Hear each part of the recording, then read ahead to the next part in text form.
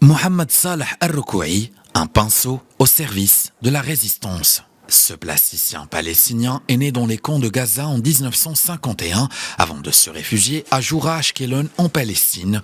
Al-Rokoui a travaillé comme professeur d'éducation artistique dans les écoles de Gaza, arrêté en 1973 pour appartenance à la résistance palestinienne et participation à un certain nombre d'opérations militaires contre l'armée israélienne.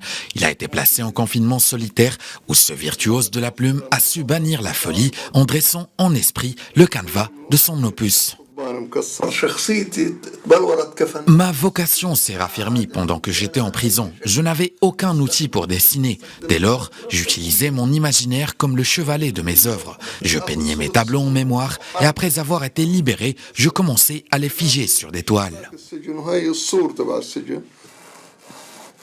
Depuis le 7 octobre, Rokoui est plongé dans son travail porté par les événements qui ont eu lieu en Israël et les attaques sur Gaza qui ont suivi. Son art reflète la lutte palestinienne pour la liberté et la justice, une lutte à laquelle il vouera sa vie et son œuvre entière. Rien ne remplace la patrie. Mon travail est une mémoire éternelle. Une mémoire pour tous nos martyrs et ceux à venir. C'est cette réminiscence que je cherche à cultiver jusqu'au jour où nous pourrons revenir chez nous. Et croyez-moi, on reviendra chez nous.